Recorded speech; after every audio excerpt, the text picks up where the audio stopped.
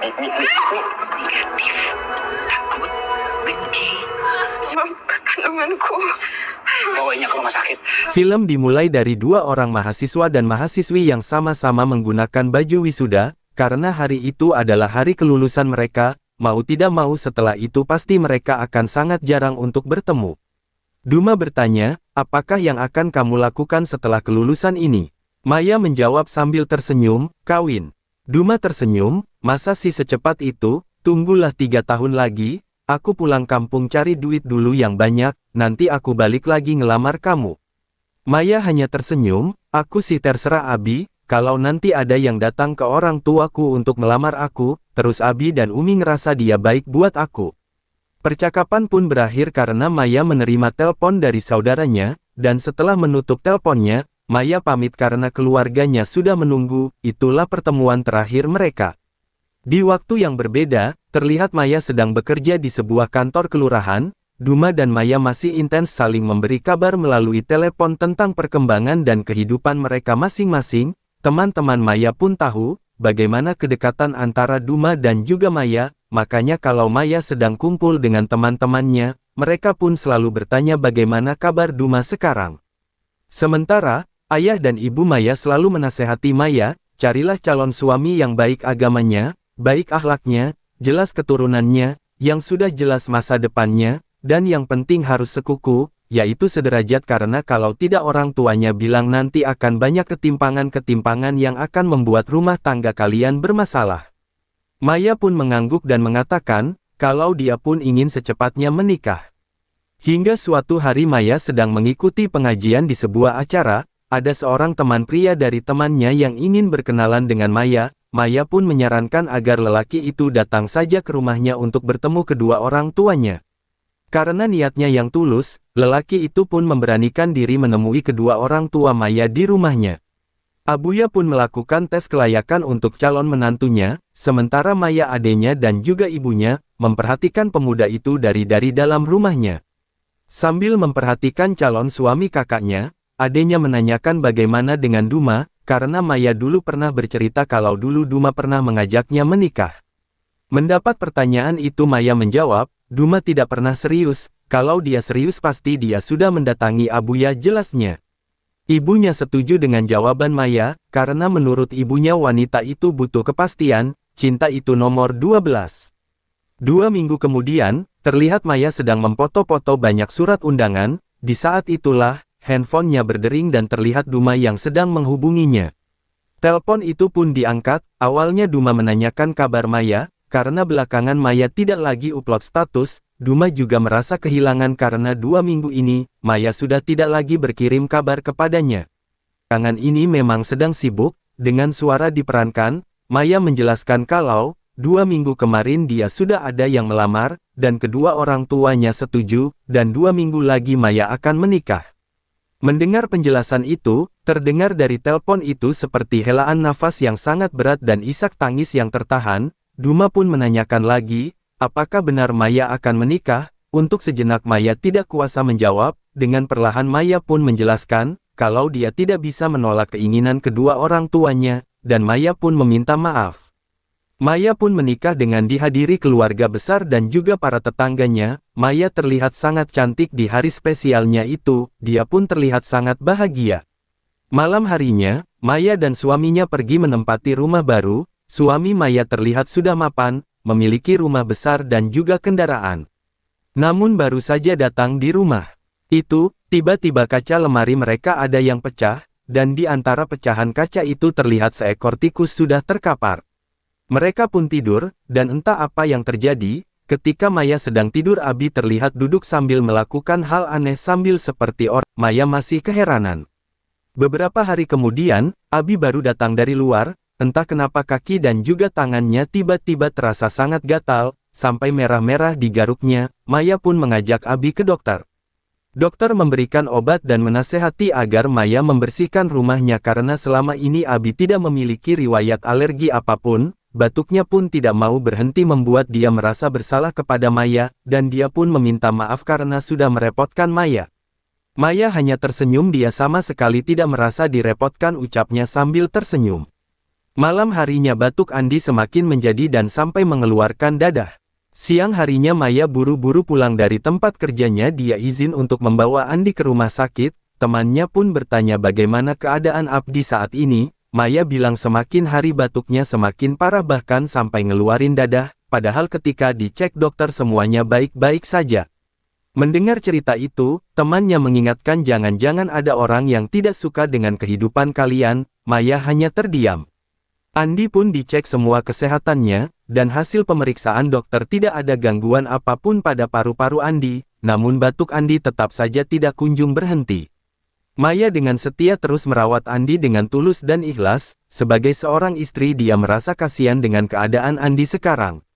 Sebulan kemudian Maya hamil. Kabar itu sangat menggembirakan buat Andi dan tak lupa keluarga Maya pun langsung diberitahu walaupun melalui video call. Dan di saat Maya video call Maya lihat Andi sedang tidur, dan hal yang sangat aneh mulai terjadi, karena saat Maya sedang ngobrol dengan orang tuanya, dia mendengar kalau Andi sedang ngobrol dengan seseorang, dan ketika dihampiri Andi malah mengatakan tadi jelas-jelas Maya yang membangunkannya dan menyuruhnya makan, padahal Maya dari tadi sedang ngobrol dengan orang tuanya.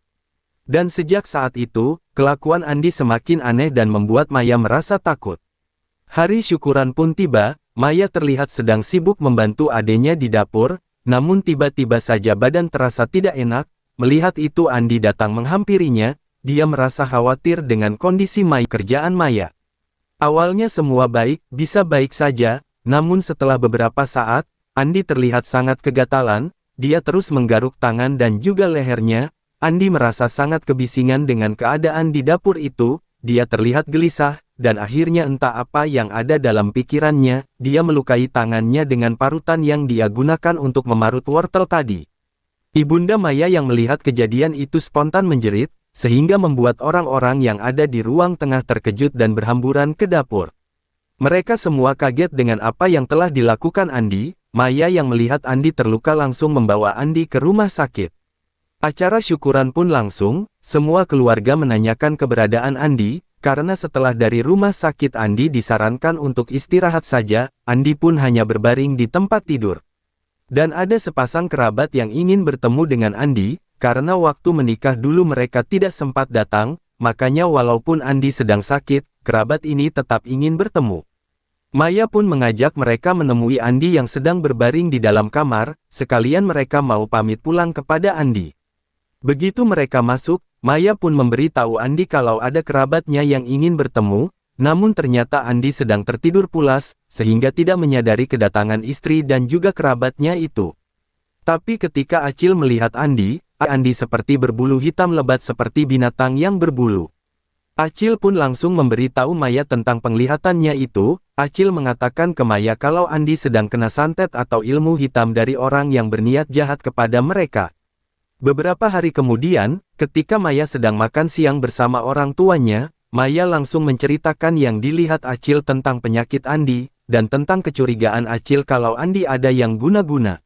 Ibu Maya sangat percaya dengan penglihatan Acil, karena Acil memang sedari kecil memiliki indera keenam, namun sayang, ayah Maya sama sekali tidak percaya dengan hal-hal yang seperti itu. Dia malah menasehati Maya dan juga istrinya untuk tidak suuzon kepada siapapun. Dan Abuya menyarankan kepada Andi, agar Andi berobat ke dokter spesialis kulit agar penyakitnya bisa segera sembuh. Beberapa bulan kemudian, kehamilan Maya sudah semakin terlihat, namun begitu juga dengan sakitnya Andi. Andi terlihat semakin parah, seperti hari itu, tiba-tiba dia merasa kalau dirinya ada yang terus menyiksa, sehingga dia merasa sudah tidak kuat lagi, dengan penyakitnya yang tidak kunjung sembuh, semakin hari malah semakin menjadi. Dia pun mengatakan itu kepada Maya, dia sudah tidak sanggup lagi dengan sakitnya. Di lain hari, terlihat Maya sedang menyuruh orang untuk memasang CCTV, karena belakangan ini dia sering melihat Andi melakukan hal yang aneh-aneh, sehingga dia berinisiatif untuk memasang CCTV demi keselamatan Andi. Dan betul saja, setelah seminggu kemudian, Maya melihat kelakuan aneh Andi, CCTV itu pun dia perlihatkan kepada temannya. Dan dari kejadian itu Maya berkesimpulan kalau Andi emang benar-benar kena santet. Karena dia sering melihat Andi melukai dirinya sendiri secara tidak sadar, makanya dia menyembunyikan semua benda tajam yang ada di rumahnya. Dia pun berusaha membawa Andi berobat alternatif. Maya pun diberi alamat oleh temannya itu, untuk menemui seseorang ustadz yang biasa berurusan dengan hal-hal yang gaib. Maya dan Andi pun mendatangi alamat rumah tersebut. Ustadz itu pun mencoba memeriksa keadaan Andi, dia pun mengatakan kalau benar Andi kena guna-guna orang, ustadz itu pun mencoba mengobati, namun ternyata kekuatan Andi terlalu besar buat dia, sehingga dia pun menyerah. Ustadz itu pun memberi Maya sebuah alamat, dia menyarankan agar Andi dibawa ke tempat itu saja, dan harus sesegera mungkin kalau terlambat akan sangat berbahaya buat Andi. Tanpa pikir panjang lagi, Maya dan Andi pun langsung tancap gas menuju alamat rumah yang disarankan itu. Mereka pun sampai di tempat yang dituju, seorang ustadz itu pun memberikan sebotol air untuk mengobati Andi. Di kegelapan malam, ketika mereka sedang tertidur, tiba-tiba Andi terbangun dan terus batuk-batuk sampai mengeluarkan dadah. Maya pun memberi minum air dari pemberian ustadz waktu itu, Andi pun malah memuntahkan dadah lebih banyak lagi. Keesokan harinya Maya kembali membawa Andi berobat ke tempat alternatif. Di tempat ini si bapak mengatakan kalau Andi terkena racun sangga, ilmu santet yang sangat berbahaya. Santet itu dikirim oleh seseorang yang merasa sakit hati dengan kalian. Namun hati-hati karena kebanyakan yang mengalami sakit karena racun sangga ini jarang yang bisa tertolong, karena cara menyembuhkan hanya dengan cara, si yang mempunyai racun itu mencabutnya sendiri dari Andi, baru ada harapan sembuh. Karena kita tidak tahu siapa yang sudah mengirim ilmu itu maka susah dicari obatnya. Lalu dia memberi Maya sebuah labu dan 2 botol air, dia bilang obat ini hanya bisa meredakan saja, sambil terus kalian mencari siapa pemilik ilmu santet itu. Maya pun mengikuti apa yang dikatakan si bapak itu, dia pun melakukan ritual yang disarankan si bapak itu di rumahnya. Ketika mereka sedang melakukan pengobatan, tiba-tiba saja lampu mati, tentu saja Maya merasa kebingungan. Dia pun pergi ke ruang tengah untuk memastikan apa yang terjadi, dia sampai di ruang makan lampu sudah kembali menyala, dia pun kembali ke tempat Andi melakukan ritual tadi. Maya sangat terkejut, karena dia melihat Andi sudah duduk di kursi rodanya, padahal selama ini untuk berdiri pun Andi tak bisa. Sedang kebingungan begitu, tiba-tiba Andi meminta Maya untuk membawanya keluar dari ruangan itu. Hanya saja berat, badannya tidak berkembang, mungkin itu karena Mayan itu tahu cara mengobati Andi, namun karena nenek itu sedang sakit, anaknya dukun itu melarang keras, si nenek untuk melakukan pengobatan itu. Karena anaknya acara pengobatan racun sangga itu sangat menguras tenaga dan juga biaya, dia takut kalau nenek tidak akan sanggup karena keadaannya yang tidak memungkinkan. Namun Maya pun memohon, dia sangat berharap agar di nenek diizinkan melakukan ritual itu, karena Maya sudah sangat kelelahan menghadapi sakit Andi ini, dia pun berjanji berapapun biayanya dia akan menanggung semuanya. Melihat Maya sedang hamil, si nenek pun merasa tak tega, kalau sampai bayi yang tidak berdosa itu terlahir tanpa seorang ayah. Mendengar penjelasan si nenek, akhirnya anaknya pengobatannya kali ini akan membuahkan hasil. Ternyata obatan pun dilakukan, Andi pun terlihat muntah-muntah dan nenek itu seperti menarik sesuatu dan memasukkannya ke sebuah kendil, dan si nenek menyuruh Andi bangun dan ikut berjalan berkeliling bersama penari-penari yang dari tadi sudah menari dan berkeliling. Andi pun menoleh ke arah Maya, Maya pun menganggukkan kepalanya, ia mengizinkan Andi mengikuti perintah si nenek itu. Anehnya Andi pun langsung bisa berhati-hati. Maya pun menanyakan siapa sebenarnya yang sudah menyantet suaminya itu. Nenek itu mengatakan kalau dia adalah masa mereka yang merasa sakit hati, namun nenek itu tidak tahu kalau dia masa lalu dari Andi atau dari Maya, karena pemilik santet itu melindungi pengirimnya.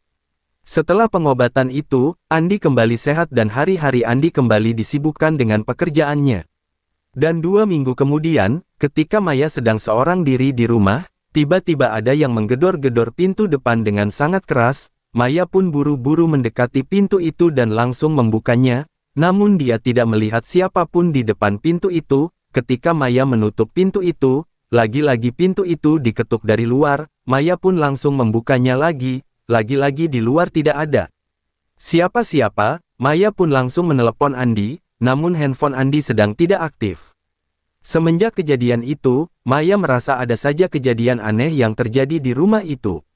Seperti juga Maya, Andi pun merasakan hal yang sama. Andi merasa dalam penglihatannya, Maya terlihat acak-acakan dan sedikit menyeramkan, sehingga membuat Andi merasa tidak nyaman di rumah dan males untuk lama-lama dekat dengan Maya, makanya dia lebih suka berada di luar rumah. Maya yang melihat Andi mulai berubah, dia semakin sibuk dengan pekerjaannya, dan seperti sudah tidak peduli lagi dengan dirinya, Maya pun mulai curiga kalau Andi punya wanita lain di luar sana. Maya pun hanya bisa menceritakan keadaan rumah tangganya ke seorang teman, dia hanya ingin tahu, apakah semua orang hamil merasakan hal yang sama, selalu parno dan curigaan kepada suami. Sampai-sampai mereka pun pernah bertengkar karena kecurigaan Maya yang berlebihan kepada Andi, yang membuat Andi marah dan tidak terima dengan tuduhan Maya itu. Suatu ketika Andi diminta untuk membantu Maya membereskan barang-barang itu, Andi menolaknya, karena Andi melihat Maya benar-benar sangat menyeramkan. Hingga suatu malam, Andi minta izin untuk pergi ke Jakarta selama seminggu, tentu saja Maya tidak mengizinkan, karena belakangan ini dia sering merasa ketakutan seorang diri, apalagi harus ditinggal seminggu. Namun Andi berhasil meyakinkan Maya dan dengan berat hati Maya pun mengizinkan Andi pergi. Pagi harinya, ketika Maya mau mengambil mukena untuk sholat subuh, dia mencium bau parfum yang sama di bajunya Andi, dia sempat curiga, dia pun melakukan sholat subuh, setelah selesai sholat subuh, dia mencoba membangunkan Andi untuk sholat subuh, namun tiba-tiba handphone Andi berdering. Maya pun mengambil handphone itu, dan melihat pesan yang baru saja datang, betapa terkejut Maya, karena di situ ada percakapan antara Andi dengan seorang wanita yang merencanakan akan stay bersama di Jakarta. Setelah membaca obrolan itu, Maya hanya bisa menangis. Pagi harinya ketika Andi sudah siap mau pergi ke Jakarta, karena ada urusan bisnis, sebelum Andi sempat nanya, Maya ngomong lebih dulu, kalau hari itu dia akan menginap di rumah orang tuanya. Mendengar itu dengan santai Andi menyetujuinya, dan dia bilang akan menjemput Maya setelah dia pulang dari Jakarta. Tentu saja Maya menolaknya, dan Maya mengatakan kalau dia ingin bercerai. Mendengar itu tentu saja Andi merasa terkejut, dia bilang, kenapa ingin bercerai, emang apa salah saya? Ketika Andi selesai mengucapkan itu, Maya pun melempar handphone Andi, dan dia tidak terima kalau dia disebut Andi istri pembawa sial. Mendengar itu Andi pun sangat terkejut, dia baru menyadari kalau sudah tahu semua kebohongannya tentang pergi ke Jakarta, dia pun langsung meminta maaf. Namun Maya tetap dengan pendiriannya, dan Maya pun mengambil sebuah syal dan juga beberapa buah foto. Walau Andi bersimpuh dan memohon ampun sekalipun, hati Maya sudah terlanjur sakit, setelah begitu banyak pengorbanan yang dia lakukan untuk kesembuhan Andi, ternyata begitu perlakuan Andi kepada dirinya. Maya pun langsung ke rumah Maya, mereka terkejut dan hanya bisa saling memandang satu sama lain, sementara Maya langsung masuk ke dalam kamarnya, dan di sana dia meluapkan semua kemarahannya. Namun walau bagaimanapun, dia masih teringat dengan nasihat-nasihat orang tuanya, karena dia sedang hamil dan dia harus bisa mengontrol emosinya demi kebaikan si jabang bayinya. Seminggu sudah Maya di orang tuanya, Uminya pun menasehati agar Maya segera pulang, walau bagaimanapun Andi adalah ayah dari anaknya, fokus dulu dengan kelahiran anaknya, setelah itu terserah Maya mau diapakan rumah tangga mereka itu. Malam harinya, Maya pun pulang ke rumah. Di depan rumah dia sangat khawatir, karena dari luar terlihat rumah itu sangat berantakan sekali. Dia pun berinisiatif mengecek CCTV, di situ dia melihat Andi sedang terkapar di ruang tengah, dia pun langsung mencari bantuan dan langsung masuk ke dalam rumah itu untuk segera menolong Andi yang sedang kelojotan itu. Setelah beberapa saat itu, terlihat berulang kali Andi meminta maaf kepada Maya, membuat Maya merasa sangat khawatir. Melihat itu Maya pun langsung membawa Andi ke tempat pengobatannya dulu. Begitu sampai di sana, Andi langsung ditangani oleh anaknya Ibu Bulan, karena ternyata Ibu Bulan sudah meninggal beberapa minggu yang lalu, walaupun anaknya bisa mengobati namun racun sangga yang kali ini lebih dahsyat dari yang sebelumnya, karena racun sangga yang kali ini, dia menginginkan nyawanya Andi, sehingga andai perjanjian mereka seminggu Andi harus metong, maka tidak ada yang bisa menolongnya lagi. Minggu itu pula Andi dipastikan akan metong.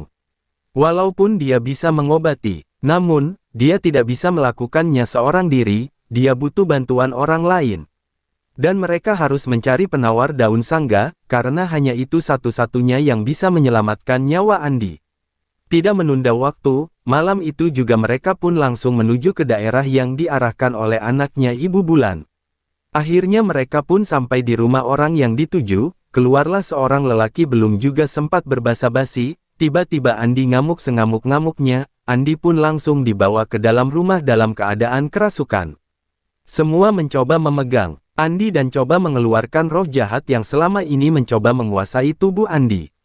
Sambil terus mengusir roh jahat yang ada di tubuh Anda, anak Ibu Bulan, Ustadz Idrus itu dengan menolak menolong Andi, dia sudah tidak mau bermain-main lagi dengan hal-hal yang gaib. Namun tiba-tiba Maya sepertinya kerasukan, dan sepertinya Ustadz itu sudah sangat mengenal dengan iblis yang merasuki Maya, dan karena itu Ustadz Idrus pun, dia pun langsung mengikat tangan Andi agar tidak membahayakan orang lain.